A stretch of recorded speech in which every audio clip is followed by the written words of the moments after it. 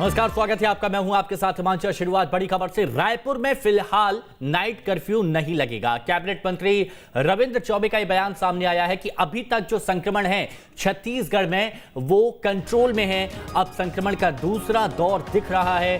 Corona guidelines का पालन करना बेहद जरूरी है।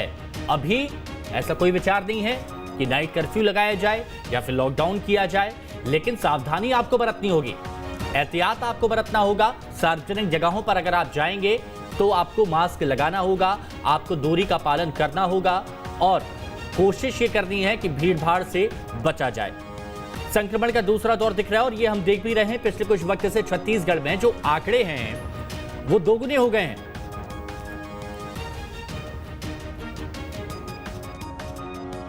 छत्तीसगढ़ में कोरोना का संक्रमण को लगभग केवल छत्तीसगढ़ नहीं पूरे विश्व में लगभग साल पूरा हो गया है और छत्तीसगढ़ में हम लोगों ने पूरे वर्ष भर उसके रोकथाम के लिए जितना प्रयास किया, मुझे लगता है कि सरकार को सफलता तो मिली है। जिस लिहाज से नागपुर में, इंदौर में, मुंबई में, दिल्ली में मौत का आंकड़ा था, छत्तीसगढ़ में लगभग हम लोग उसको बचा पाने में सफल रहे। हमने तो सरकार के स्तर पे माननीय मुख्यमंत्री जी ने भी सबसे अपील की है कि जो कोरोना का गाइडलाइन है उसका पालन किया जाना चाहिए और इसको रोकने के लिए जो पर्याप्त उपाय है, सरकार के द्वारा जो व्यवस्था है वो हम सब लोग करने का प्रयास कर रहे हैं। ऐसी स्थिति अभी रायपुर की नहीं है और केवल कर्फ्यू या लॉकडाउन कोरोना से बचने का पर्याप्त उपाय नहीं है। उसके लिए जो सोशल डिस्टेंसिंग होना चाहिए, मास्क लगाया जाना चाहिए, भीड़ भाड़ से बचना चाहिए, बहुत प्रकार से बातें हैं। कोरोना गाइडलाइन का हम सबको पालन करना चाहिए। तो मंत्री रविंद्र चौबे को तो आपने सुन लिया। सीधे रुक करेंगे हमारे सहयोगी आदित्य नामदेव का, हमारे साथ जुड़े हुए हैं रायपुर से। आदित्य, मंत्री रविंद्र चौबे कह रहे हैं कि संक्रमण काबू में है, हम लोगों ने अच्छा काम किया है और अभी नाइट कर्फ्यू या फिर लॉकडाउन की किसी तरह की कोई ज़रूरत नहीं है। लेकिन मौजूदा हालात जो आप यथास्थिति देख रहे हैं, क्योंकि आप फील्ड में निकलते हैं, आप आंकड़े हम तक पहुंचाते हैं, दर्शकों तक पहुंचाते हैं, क्या वाकई स्थिति सब कंट्रोल में है?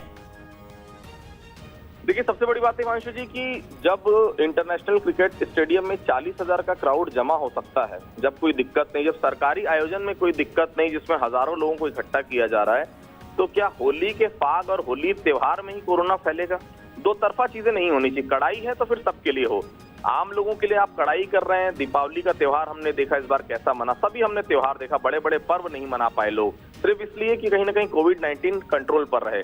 लेकिन उसके बाद जब आपकी मर्जी करती है, आप नियम कायदे तोड़ देते हैं। जब आपकी मर्जी करती है, आप जो है वो हर स्थिति को सोचते हैं कि टाइट करके जो है आम लोगों को राहत पहुंचाई। जैसे ऐसा होता नहीं। देखिए, लोगों में अभी से विरोध शुरू हो गया। दुर्ग कलेक्टर ने जारी भी कर दिया आदेश कि फाग नहीं होगा होली में, 5 लोग से ज्यादा होलिका दहन में लोग नहीं आ पाएंगे। एक तरफ आप 30-35 हजार लोगों को खुद इकट्ठा कर रहे हैं, दूसरी तरफ आप इस तरह की चीजें बता रहे हैं, तो ये तो दिक्कत है। देखिए, कहीं ना कहीं आने वाले समय में स्थितियां और भी खराब होनी है।